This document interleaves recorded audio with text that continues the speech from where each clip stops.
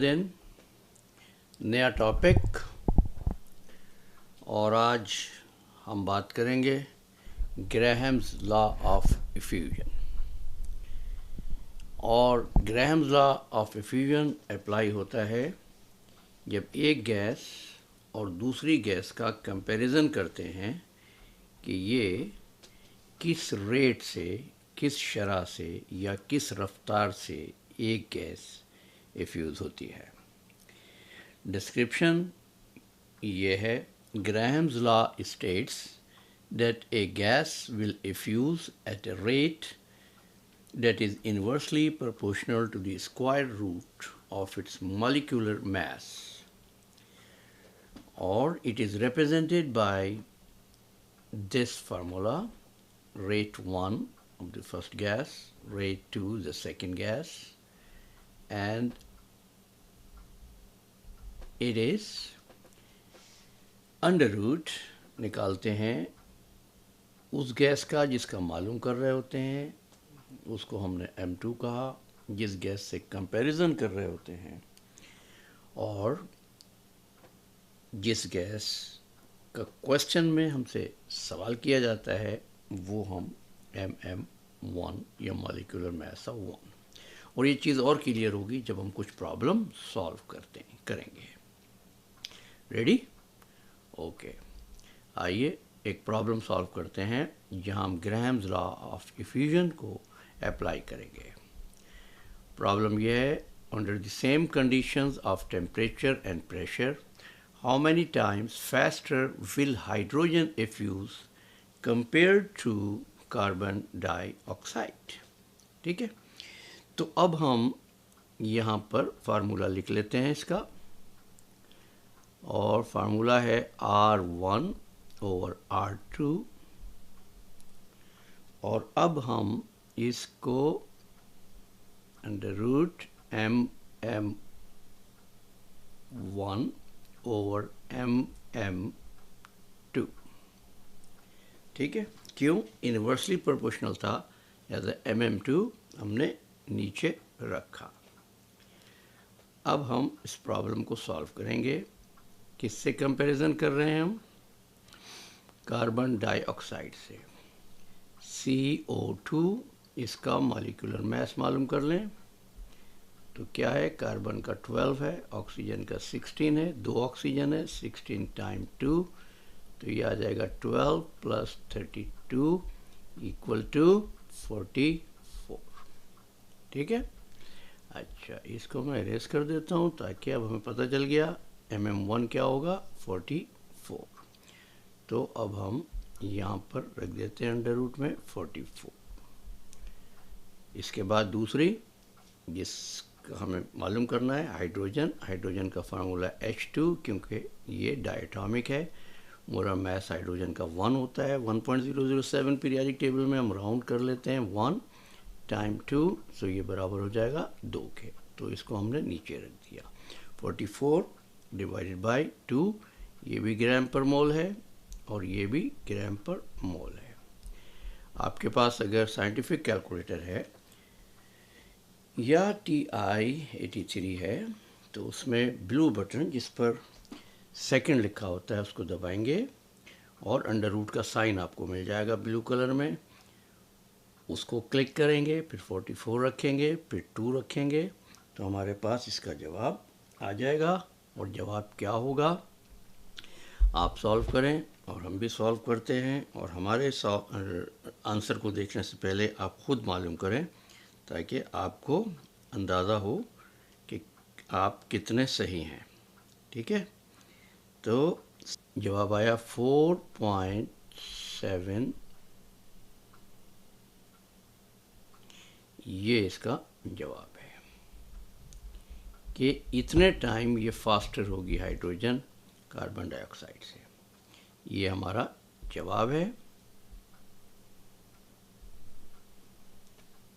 ठीक, कोई चीज़ क्लियर नहीं हो तो आप कमेंट सेक्शन में पूछ सकते हैं।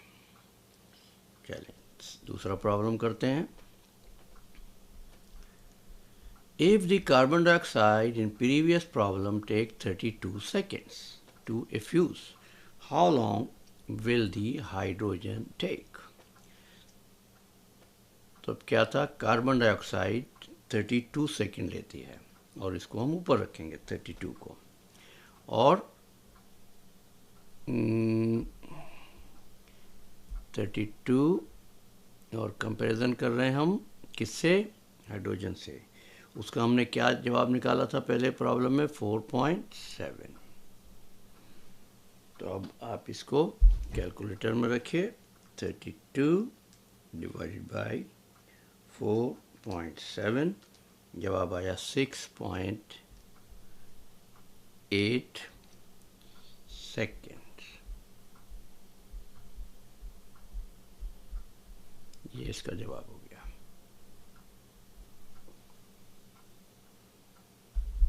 ओके, चलिए एक और प्रॉब्लम सॉल्व करते हैं, और ये प्रॉब्लम है, what is the relative rate of diffusion of NH3 compared to HE? Does NH3 effuse faster or slower than HE? पहले स्टेप पे हम NH3 का मोलर मास मालूम कर लेते हैं। नाइट्रोजन का 14, हाइड्रोजन का 1 और 3 है, तो ये कितना हो गया, 17। ठीक है, मालूम करना है NH3 का, तो NH3 कहाँ जाएगा, यहाँ आएगा। कंपेयर किससे कर रहे हैं, हीलियम से। हीलियम का मोलर मास क्या है, पीरियोडिक टेबल में देख लीजिए, हीलियम का मोलर मास है 4। 4 को ऊपर रखा, अंडर रूट कर दिया, उसी तरीके से कैलकुलेटर लिया हमने, और इस प्रॉब्लम को अब हम सॉल्व करेंगे। जवाब आया 0.485, तो हम इसको राउंड कर सकते हैं, 0.485 था, तो हम इसको लिख सकते हैं 0.49, और ये होगी स्लोअर देन हीलियम। ठीक है, अच्छा अब आइए एक और प्रॉब्लम को देखते हैं।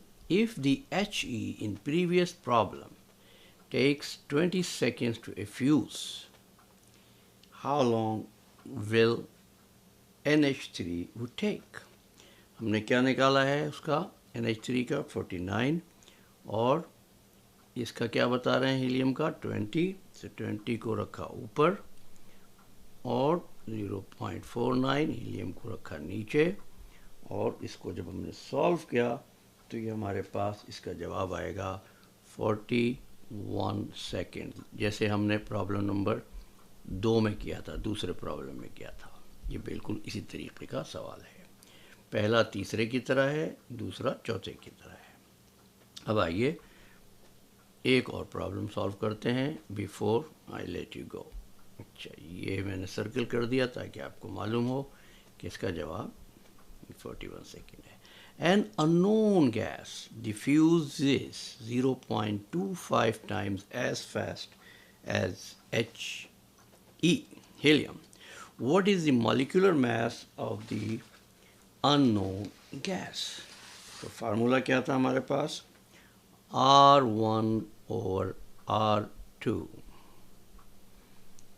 So अब इसमें हम क्या लिखेंगे, 0.25 टाइम फास्टर है, लिहाजा इसको हम ऐसे लिख सकते हैं, ये हमारे पास फार्मूला है mm2 mm1। ठीक है, अच्छा अब हम प्रॉब्लम को कैसे सॉल्व करते हैं ये आप देख लीजिए, और 0.25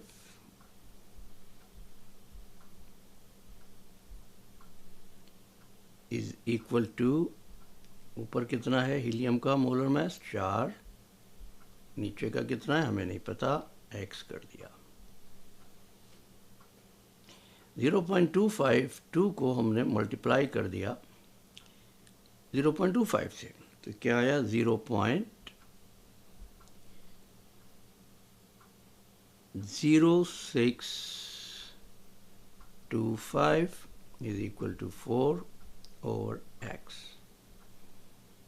अब क्या करेंगे, हमें मालूम करना है x, ये अब हो जाएगा x is equal to 4 divided by 0.0625।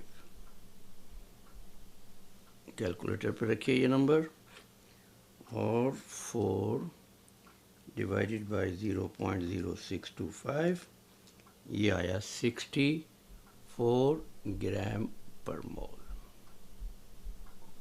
ये हमने आखिरी प्रॉब्लम भी सॉल्व कर लिया। इस तरह मालूम करते हैं। तो आज हमने Dalton's law of partial pressure पढ़ लिया। कितने लॉ पढ़ चुके हैं अब तक हम, ज़रा एक मरतबा रिकैप कर लेते हैं। हमने बॉयज़ लॉ पढ़ा है, हमने गैलुसक्स लॉ पढ़ा है, हमने चार्ल्स लॉ पढ़ा है, हमने कंबाइंड गैस लॉ पढ़ा है, हमने Dalton's law of partial pressure कर लिया है। आज हमने ग्राम्स लॉ ऑफ इफ्यूजन भी कर लिया है। इसका सोल्यूशन यहाँ है, आप वीडियो को बैक करके देख सकते हैं, पास करके देख सकते हैं, दोबारा देख सकते हैं। कोई चीज़ क्लियर नहीं हो तो आप हम कमेंट सेक्शन में हमसे पूछ सकते हैं। अगर अच्छी लगी वीडियो तो इसको शेयर करें, लाइक करें, और हाँ, फिर याद दिलाते हैं, अगर आपने चैनल सब्सक्राइब नहीं किया तो चैनल सब्सक्राइब कर लीजिए, ताकि आपको आने वाली नई वीडियोस का नोटिफिकेशन मिल सके। That's all for the day. Thank you for your time. Have a wonderful day.